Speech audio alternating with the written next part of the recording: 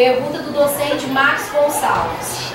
Qual a política de complementação de vagas para o campus de Anaúba? Repetindo, pergunta do docente Max Gonçalves. Qual a política de complementação de vagas para o campus de Anaúba?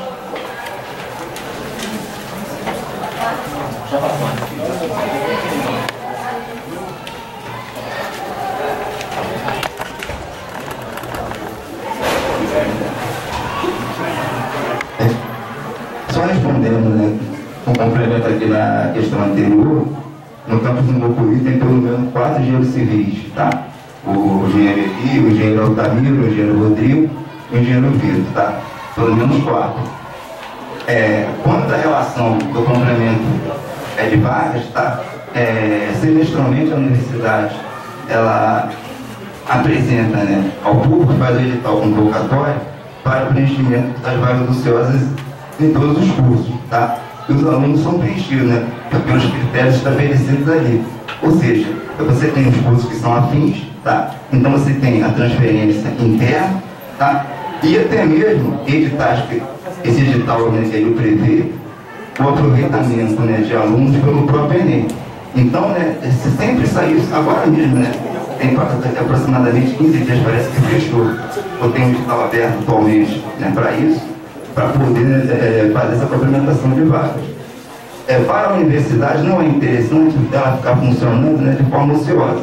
Então, sempre que a gente faz, né, semestralmente, é feito esse levantamento, é feito esse balanço, e esse edital, então, o edital convocatório é apresentado, né, para a sociedade, e os alunos, né, e as pessoas interessadas, eles podem concorrer a essas vagas que não foram preenchidas, né, pelo Enem, para suprir, né, essa questão de carência das vagas.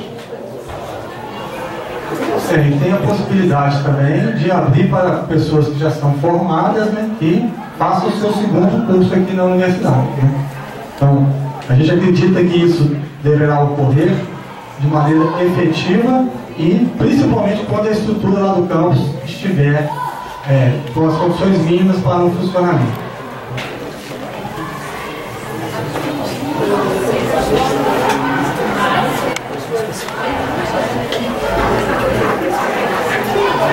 Bem, Márcia, de novo, eu acho que eu entendi a pergunta de uma maneira diferente. Eu acho que você está perguntando vaga para docente, né?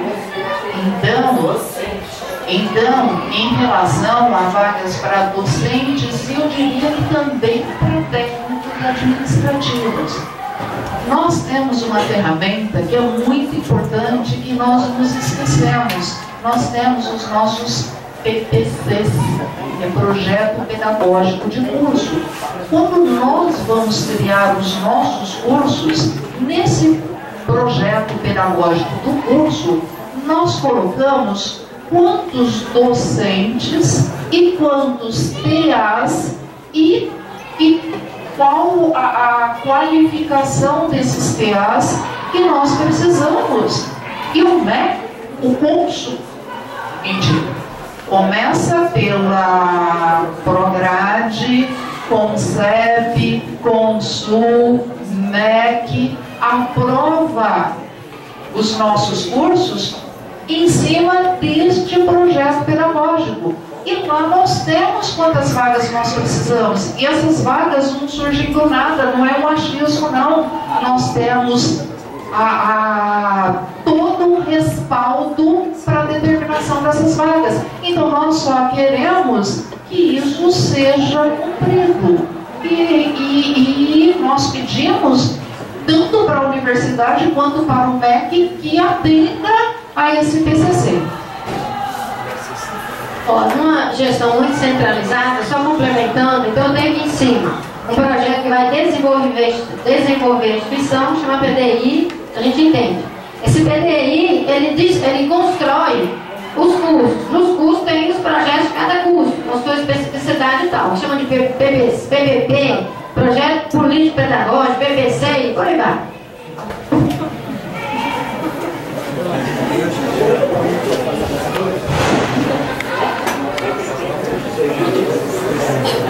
Bom, eu acho que tem que pensar para frente, né? Porque a pergunta é pela proposta com relação distribuição de vagas docentes. É verdade que quando se vai fazer um projeto político-pedagógico, é preciso se pensar não só na matriz curricular, mas em todo o aparato para que essa matriz possa ser desenvolvida, né? E aí, o que nós vivemos hoje, o resultado disso, né, desse planejamento, sem ter junto o acompanhamento do aspecto pedagógico, eu acho que traz para a gente muitas dificuldades, né? Então, a partir de então, ter a educação junto dessa gestão, que vai pensar os projetos, que vai pensar nessa distribuição do número de vagas docentes, do número de vagas de TAs, eu acho que é fundamental, mas só tem condição de fazer isso se você tem na gestão quem tenha de fato compreensão, né, com a educação. E é por esse motivo que nós da Chapa 2 estamos propondo o nosso nome. Eu me apresentei aqui inicialmente, mas não se trata apenas de alguém que tenha discurso sobre isso. Eu tenho prática sobre isso, eu tenho experiência sobre isso, na formação docente, na formação pedagógica. Então, eu acho que é preciso pensar, porque quando os projetos são pensados só em termos de vamos incluir um número grande de alunos, porque senão vamos pensar junto com isso uma política didática, né, uma política docente, eu acho que a gente só vai ter problema. E aí, o que a gente vive hoje na universidade? A gente vive de fazer política paliativa para resolver os problemas de retenção e evasão, porque não podemos correr atrás da água que já passou, né? Então, eu acho que nós temos que pensar daqui para frente como é que nós vamos propor os nossos projetos e para o que está aí, quais são as políticas. E a política é pensar a universidade como um espaço de educação. Bom, só complementando, esse eu acho que é um ponto importantíssimo, porque a nossa universidade ela está passando por um momento de engessamento. Ou seja, o que é decidido, cumpra-se. Por exemplo, o bacharelado, quando foi proposto pela primeira vez em 2007, a ideia era a gente fazer um estudo de caso e analisar e avaliar. Até hoje isso não foi feito e passou a ser regra. Quem quiser acrescentar cursos lá na universidade tem que ser o modelo bacharelado. Por quê? Ou seja, essa autonomia do campus, pensar o que é melhor para ele. O que aconteceu aqui no campus de Janaúba foi uma coisa que chegou, ó, tá aqui, tá pronto, tem que ser o MEC manda, não, calma lá, o MEC não. Nós temos autonomia, nós temos que repensar muita coisa. Essa é a ideia da proposta da nossa chapa. Da gente reestruturar, avaliar o que foi colocado para nós. Aqui já tem pessoas suficientes e pessoas capacitadas para tomar essa decisão. Não é a Diamantina que tem que decidir o que fazer aqui em Janaúba. E isso, com certeza, vai refletir nessa questão da vaga. Porque a forma que está sendo aqui, Unaí, mesmo lá em Diamantina, uma regra tem que ser dessa forma e pronto, siga. A nossa proposta é dar essa autonomia de fato para os setores, para os campos.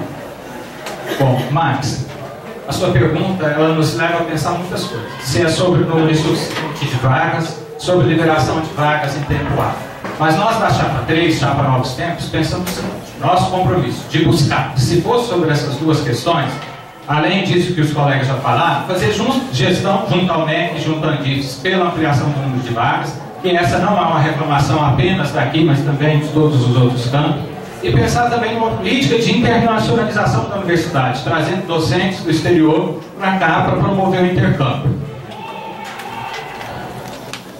Na sequência, nós vamos entrar no último ciclo de perguntas. Vamos fazer a pergunta dos discentes.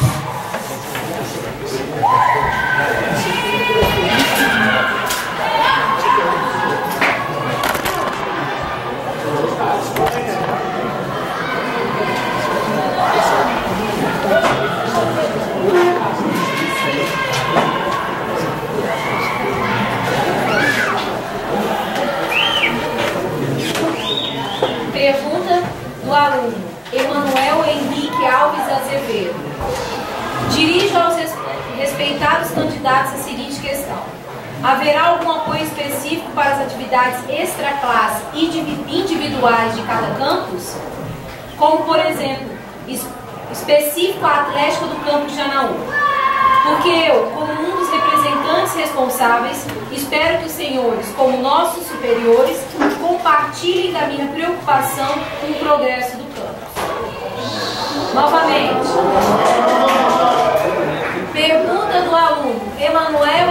Henrique Alves Azevedo.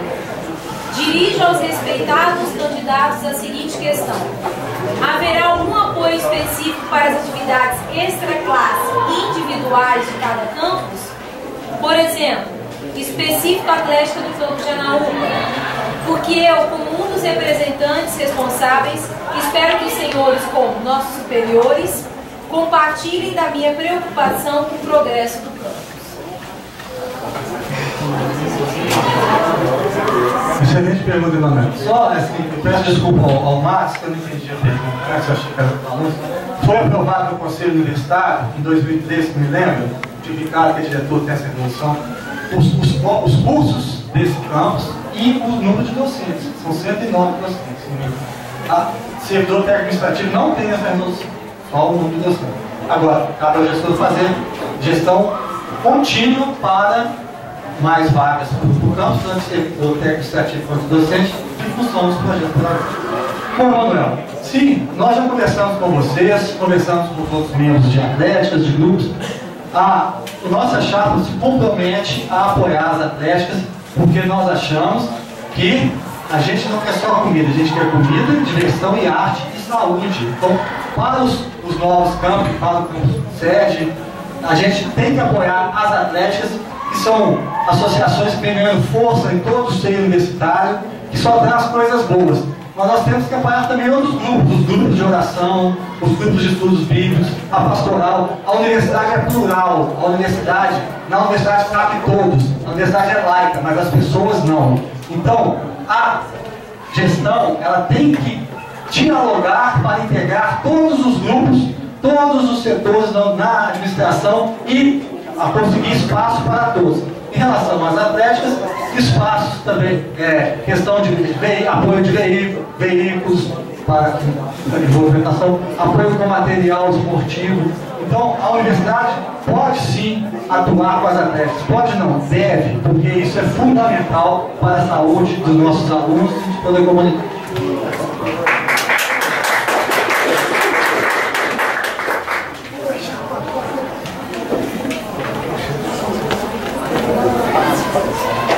Então, uma das propostas da Chapa 1, a questão da humanização nos campi, né? Na universidade, na UFVJM, humanização e acolhimento. E isso está relacionado com vários aspectos. É um espaço onde nós possamos ficar dentro da universidade. Aqui, o campus de vocês ainda não terminou a construção, né? Mas, para a Chapa 1, é prioridade que se tenha um restaurante universitário, não só atlética, um restaurante universitário, moradia estudantil, biblioteca. Esses 3 itens são prioridades, nós precisamos, nós pedimos, né? Nós desejamos, nós almejamos que a comunidade, e aqui eu não estou falando só de docente, eu estou falando dos servidores também, eu estou falando dos TAs e eu estou falando dos docentes. Nós desejamos que fiquem na universidade, mas que espaço é esse que nós temos? Né? Nos outros campi, isso também não existe, esse espaço de acolhimento. E quando vocês estão falando da atlética, né? Claro que sim, está relacionado com saúde. Enquanto isso não acontece, nós discutimos hoje de manhã a esse respeito com os estudantes que participaram da reunião. Então, através de extensão, então vamos fazer parcerias. Nós temos quadras aqui, fora essa que vocês já apresentaram um problema de violência, de utilização à noite. Nós temos outros espaços aqui? Sim, nós temos. Esses espaços são públicos? Não, não são públicos, mas nós podemos fazer intercâmbio com esses locais e entrando com projetos.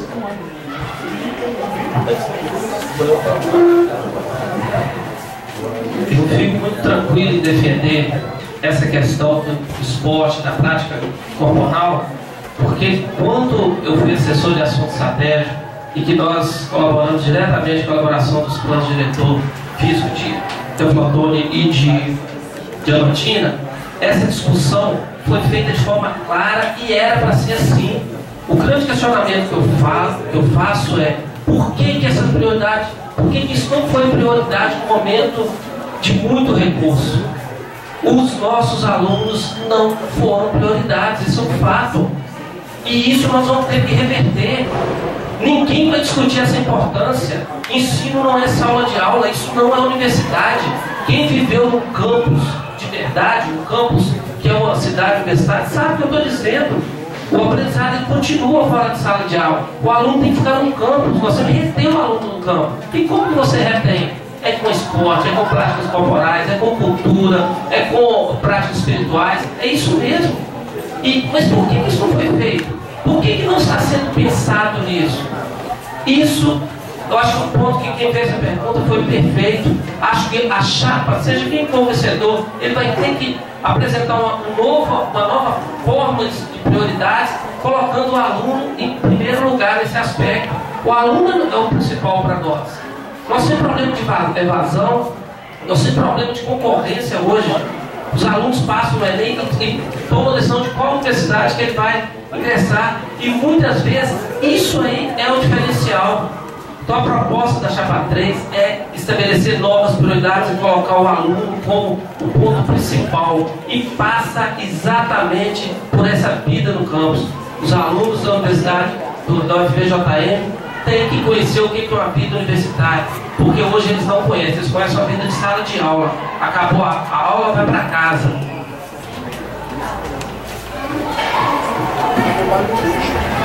Manuel, eu sugiro também que você leia o plano diretor que está na página do portal da universidade, o plano diretor físico que contempla e foi aprovado pelo Conselho de Estado. Acho que é só eu que participo daquelas reuniões.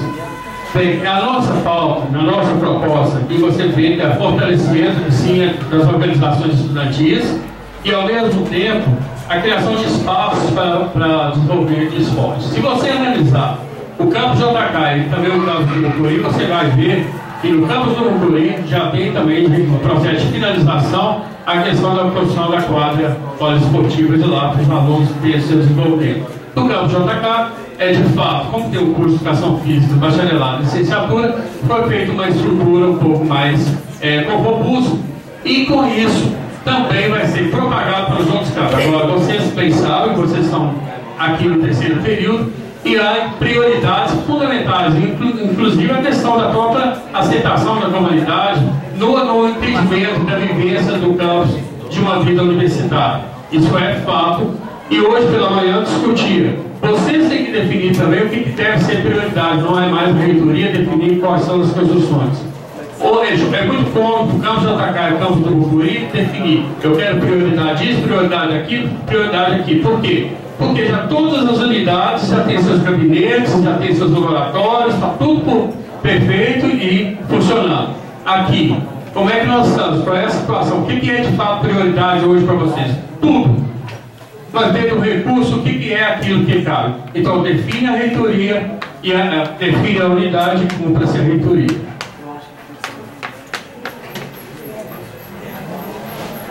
Na sequência, nós vamos ler uma pergunta dos teatros.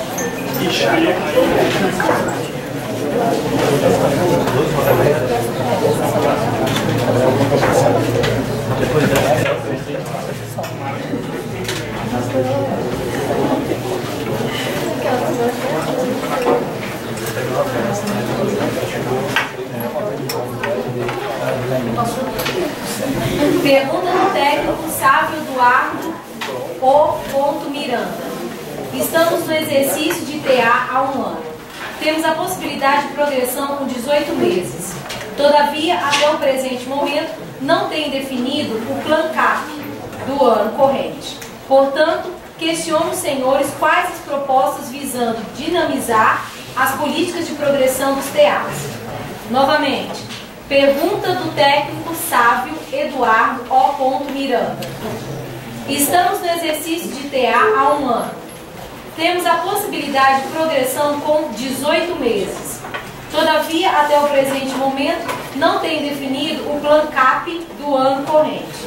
Portanto, Questiono, senhores, quais as propostas visando dinamizar as políticas de progressão dos teatros.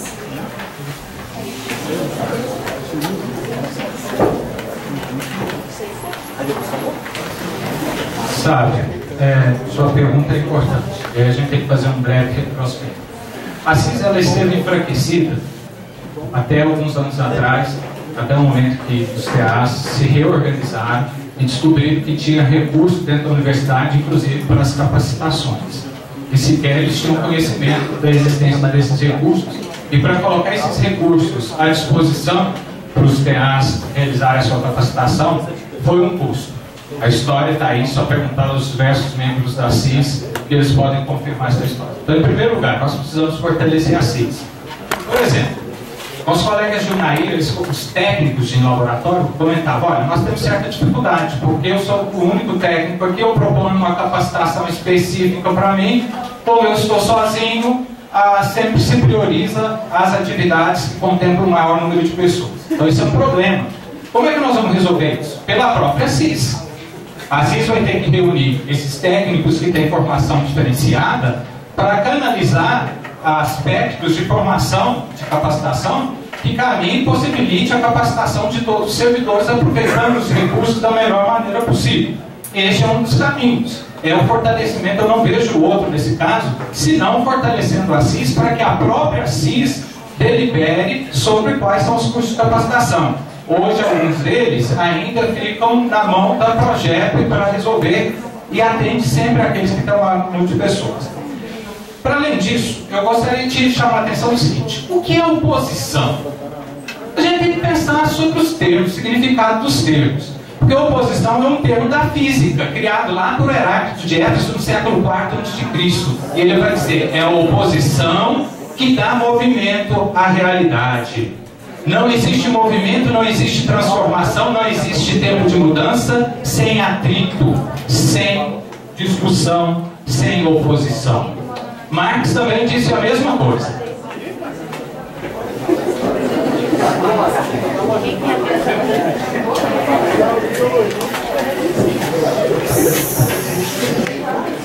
Bom, colega, realmente a nossa política de capacitação para os servidores tem que ser repensada.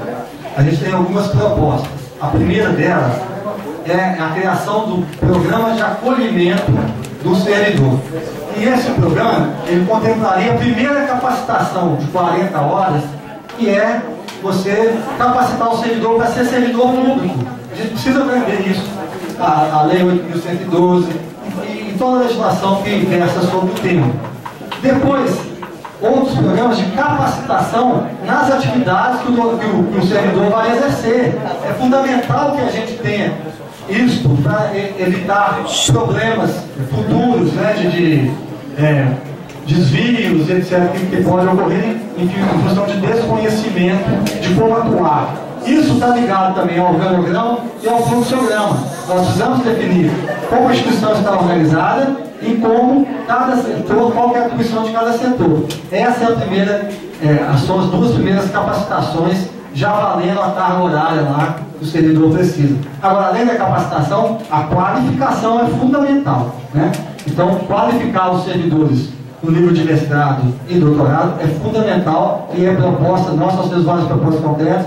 Nós aderimos ao mestrado profissional em rede, online, só para servidores capitaneados pela UFMG. Se Deus quiser, vai ser sendo aprovado esse ano que vem, começa, tem vagas para nós. Sabe, só complementando a sua pergunta, né, é muito importante, né? Porque eu acredito que a gestão ela tem que focar nas pessoas. Não adianta nada a gente pensar em crescer, aumentar o número disso, o número daquilo, sem melhorar o relacionamento e a capacitação das pessoas que estão aqui. Então, né, certamente isso passa pelo fortalecimento da CIS, né, fazendo com que ela... Cartão vermelho.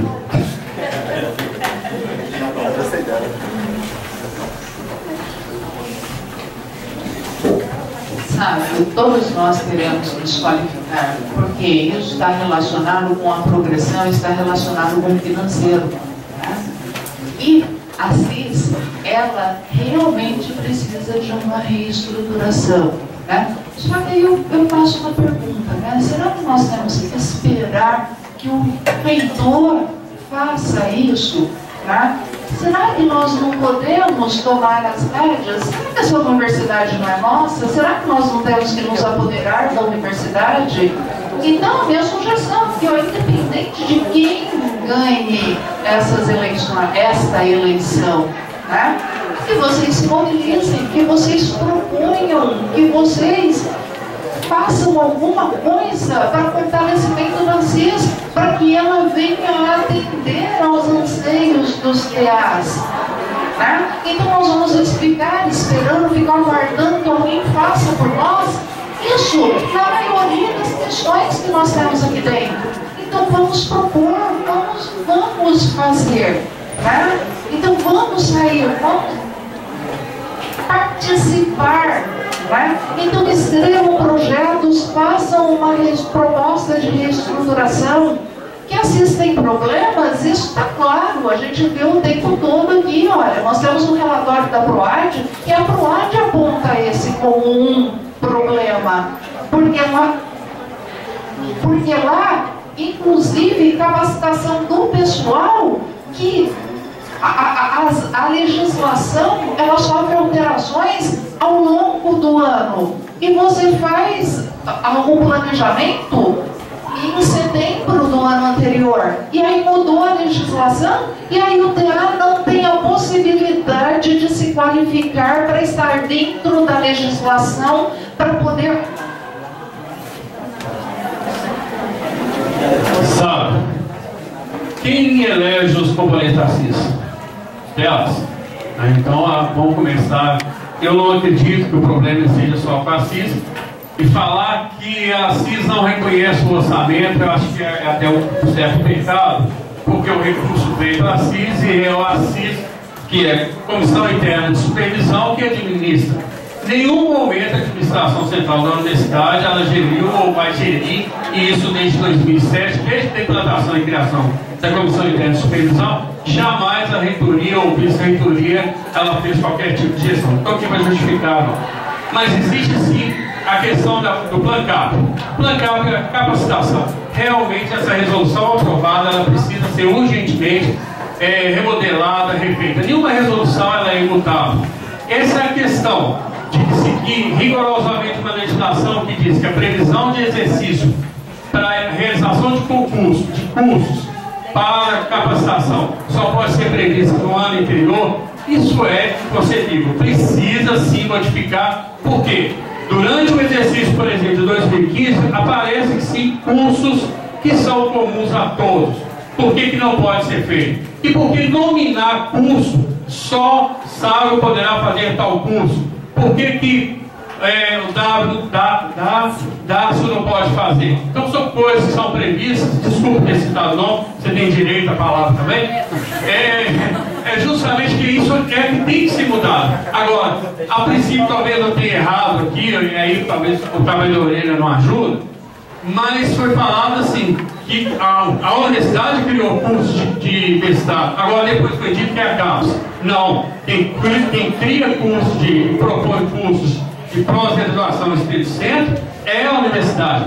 Cabe a PPG junto com os docentes formar.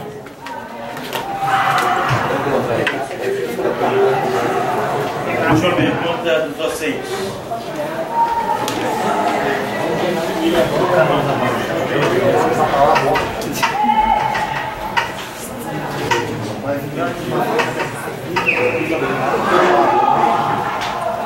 Pergunta do docente Ricardo Ribeiro de Ávila. Caso algum candidato vença as eleições por menos de 50% dos votos totais, há a pretensão de se propor um segundo turno nesse momento? Novamente, pergunta do docente Ricardo Ribeiro de Ávila. Caso algum candidato vença as eleições por menos de 50% dos votos totais, há a pretensão de se propor um segundo turno nesse momento?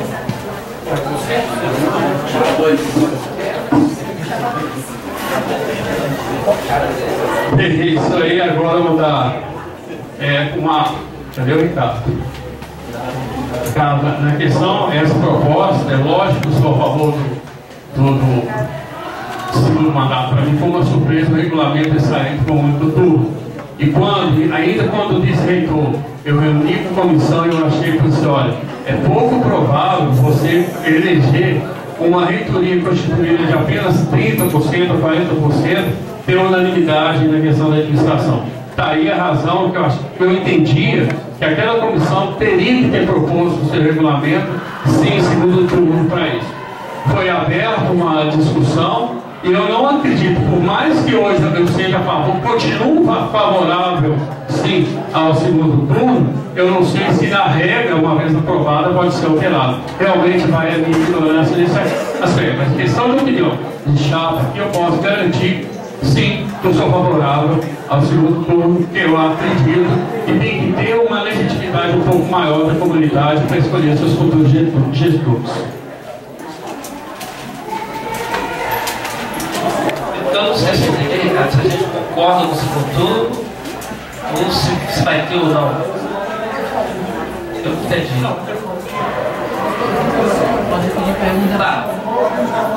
Tá, eu disse assim, não vai ter segundo turno.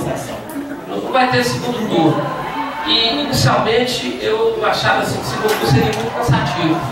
Porque são 4 campos, o tempo é muito pouco.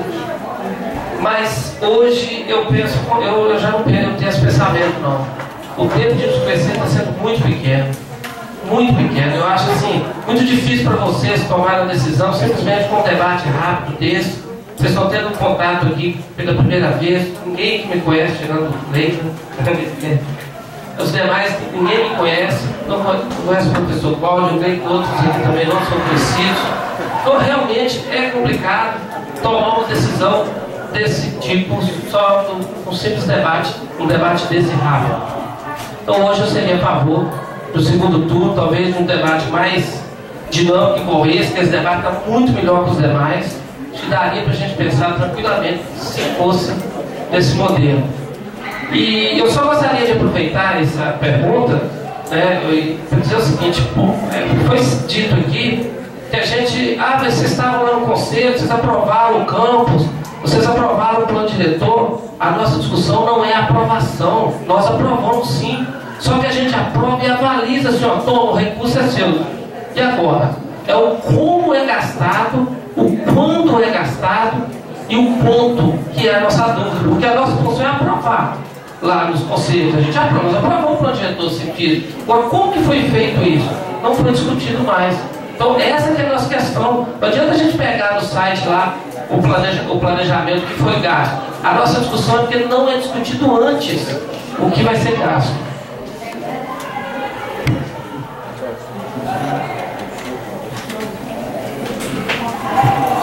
Veja só, para nós da Chapa 1, esse processo eleitoral teria sido bem diferente do que é hoje, né? Então, como é que foi? Quem acompanhou aqui as discussões no Consul, né? Teve a questão, na eleição passada nós tivemos a paridade que foi conseguida por penas, né? Então foi somado para conseguir a paridade, para que todos os segmentos tivessem o mesmo peso, 33%. Docente, discente e TA. Esse assunto voltou nas últimas reuniões do Consul, porque as eleições elas podem ser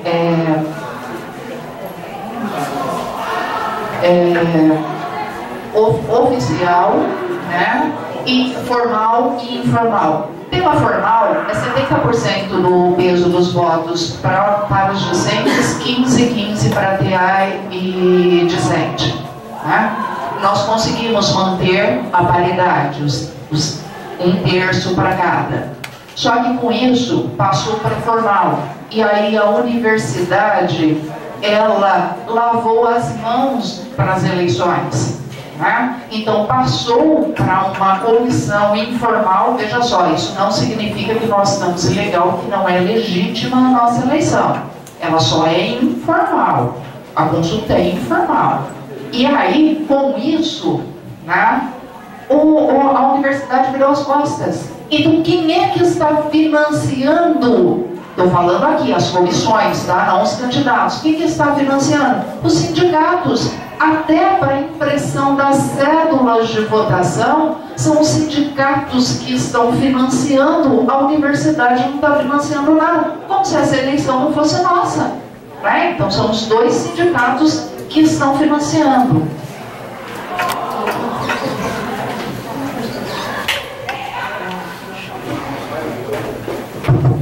Bom, gente, segundo turno, na minha concepção, é a forma mais democrática de uma eleição que tem mais de 2 candidatos. É decidido, né?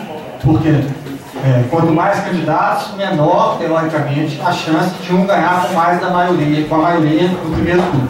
Então, isso, democraticamente, ao meu ver, é inquestionável. Mas veja bem, o processo já começou, nós estamos no final do processo.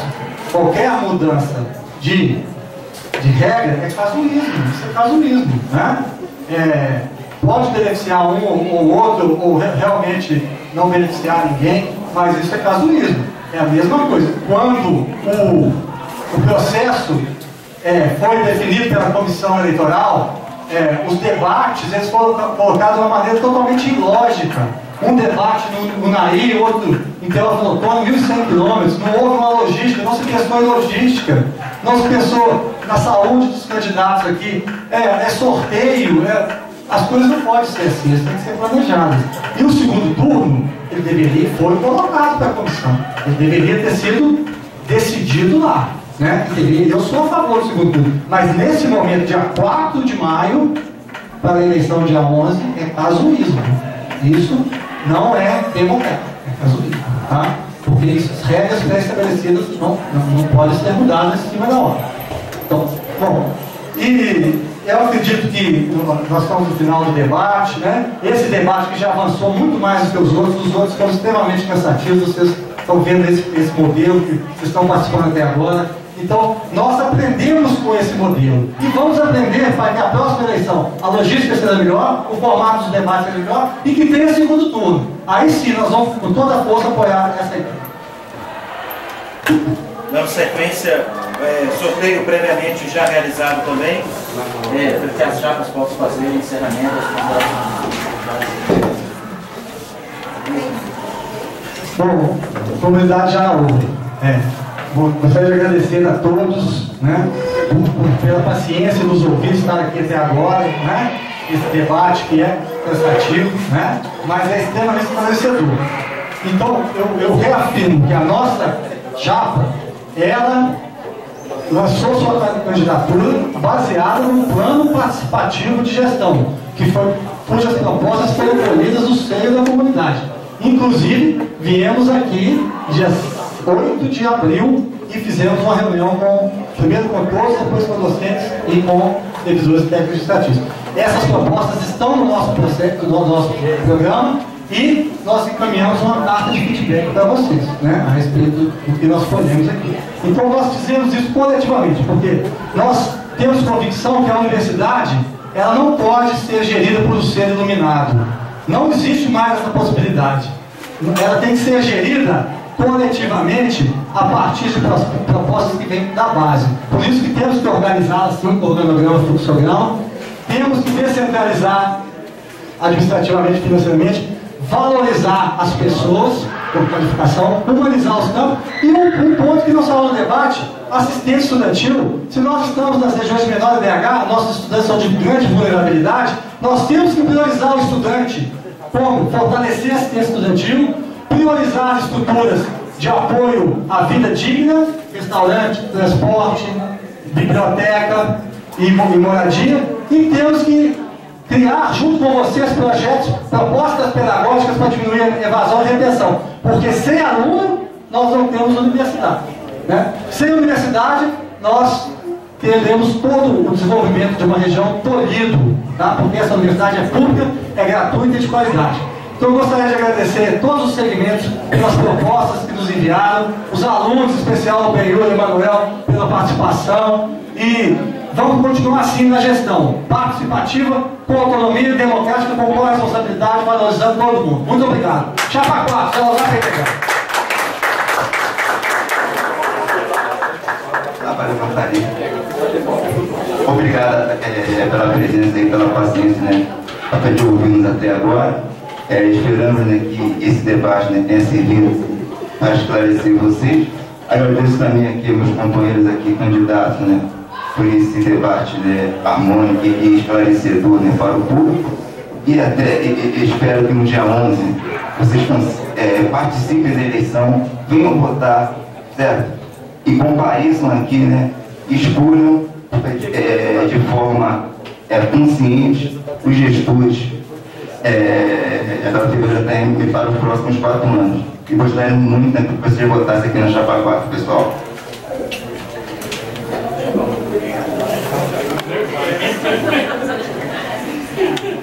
Eu gostaria também de agradecer a todos pela atenção, por ter ficado participando do debate, esse calor, né? E gostaria de as nossas propostas estão no site, então vocês podem consultar. E eu gostaria de colocar alguns pontos para reflexão, né? Nós tivemos aqui, no primeiro debate em Diamantina, um assunto que foi colocado, ele voltou no debate em Unai e em Teófilo Otoni, aqui ainda não. Mas eu gostaria de saber essa resposta. Surgiu uma tal de caixa preta, né, no debate de Diamantina, e que até agora não está claro para nós que caixa preta é essa. O que significa isso? É uma pessoa que está na gestão atual, não sei se tem informação privilegiada que nós não temos. Vocês sabem alguma coisa a respeito de caixa preta? Eu também não, e eu gostaria de saber o que é isso, porque eu creio que é muito importante para nós. Uma outra questão que várias pessoas vêm indagar a Chapa 1 e que nós também não temos resposta é em relação ao INDG, né? E nós queremos, e as perguntas que aparecem é quanto foi gasto no INDG e qual o resultado do INDG, que eu não sei responder, e eu gostaria, porque eu sou questionada e eu queria saber essas respostas, né? E aqui nós temos, né, das outras chapas, todos os colegas participaram da gestão atual, ou nos 4 primeiros anos ou agora. E somente agora que apareceram essas discussões, esses temas se tornaram importantes. Então eu pergunto, por que não fizeram antes? Né? Já que participaram da gestão. Inclusive, um dos candidatos no debate de hoje disse o seguinte: eu saí da administração atual porque eu sou contra a reeleição, mas não porque eu não concordo com a forma da gestão atual. Então eu gostaria de deixar esses pontos para que vocês refletissem, para que vocês pensassem, e espero ter uma resposta para essas minhas indagações. Gente, boa tarde, obrigada mais uma vez. Então nós temos aí, né, um cenário de necessidade de mudanças. Eu acho que isso é legítimo. Todos nós sofremos na pele problemas de gestão, desde situações mais simples até as mais complexas. Então eu acho que é importante a gente olhar para as pessoas, para o passado, para a experiência, para a proatividade que elas apresentam. Tiveram oportunidade, como a professora Tânia colocou, e não foram proativos, né? Obrigado por todos.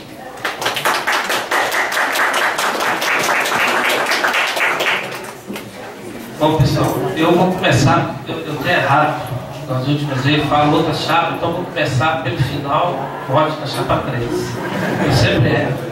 Outro, eu gostaria de parabenizar os nossos colegas concorrentes pela postura dos debates. Hoje é o último encontro. Lamento muito, professora Tânia. Você perguntava lá no finalzinho, nós tivemos tanta oportunidade, você achou no final, eu só vou responder. Ela responde, deixa esse direito. É porque isso não combina com o processo nosso, com o livro, claro, né? Então deixar no final assim, eu acho que não foi bacana, não.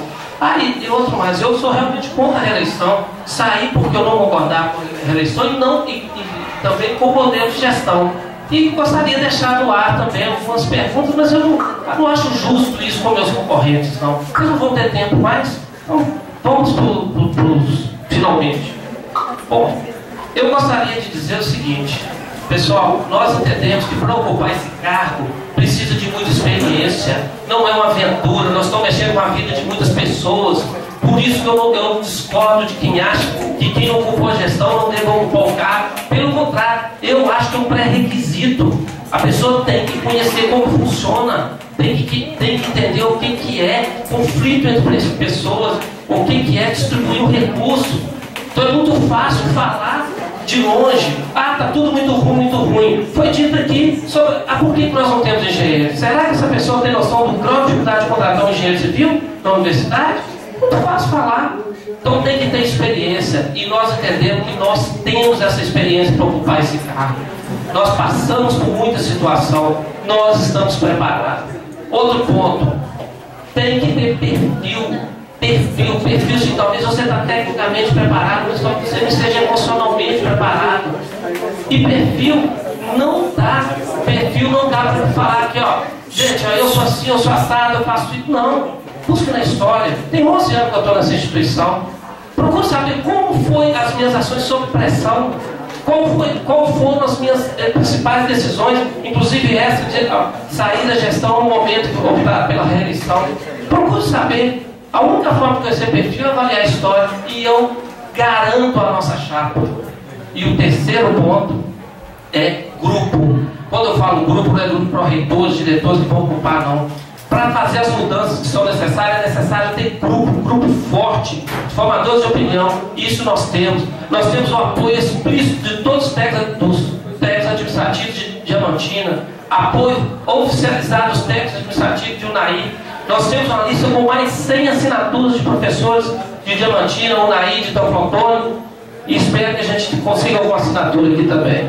Pode taxar para 3. É tempo de mudar. Oposição é o que transforma.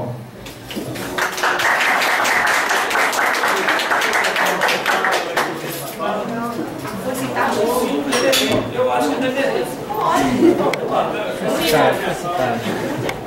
Veja só, eu coloquei essas indagações porque elas aparecem, essas perguntas são feitas para mim, e eu não sei a resposta, e eu gostaria de ouvir, né? Então foi falado aqui essas questões de Caixa Preta, de INDG, e eu gostaria de saber a resposta. Eu não tenho essa resposta para dar, e eu gostaria. E eu estou falando aqui no último dia porque eu esperava, nesse tempo todo, em todos os debates, ouvir essa resposta, e eu não tive. Então, quem sabe amanhã aparece no Facebook, assim como algumas ideias que nós apresentamos e que nós colocamos no debate, no dia seguinte aparece no Facebook das outras chapas, como se fosse ideia delas. Então, quem sabe, colocando essas indagações aqui, amanhã aparece no Facebook dessas chapas também. O porquê? O que significa isso?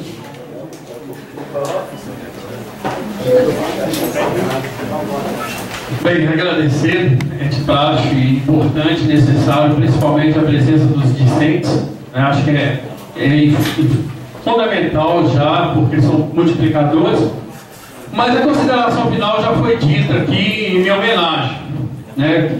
Quando se fala, é necessário ter experiência, é necessário saber como se distribui recursos, é necessário dizer como a máquina funciona. Duvido quem tem mais experiência do que eu, que já ter 2 mandatos como vice-reitor. Então, só o fato de ter ser vice-reitor e saber os caminhos e a máquina, como é que funciona, isso já me credencia para que vocês possam fazer melhor análise das propostas, porque todas as nossas propostas são elas fundamentadas em uma legislação e em várias legislações que permitem a nós falar é possível ou não a concretização desses dados.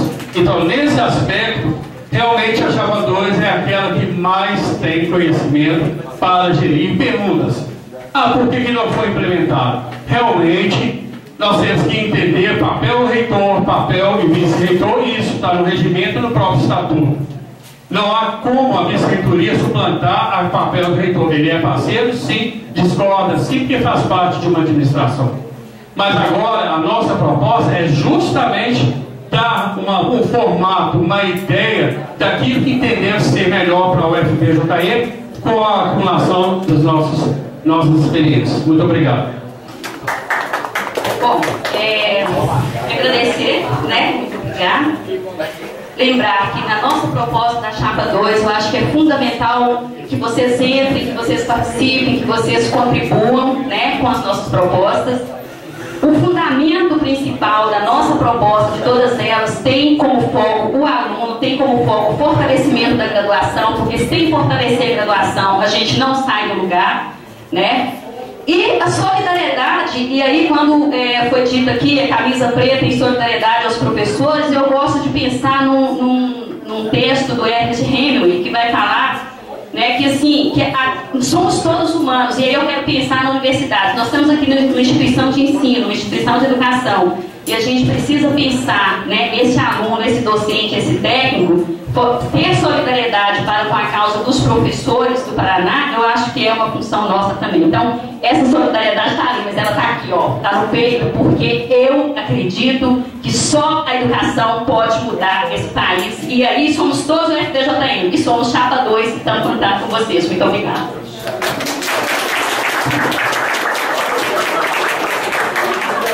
No portal da universidade já se encontra disponível o site da Comissão Eleitoral para consulta de todas as informações sobre o processo. A Comissão Eleitoral de Janaúba agradece a presença de todos. Muito obrigado.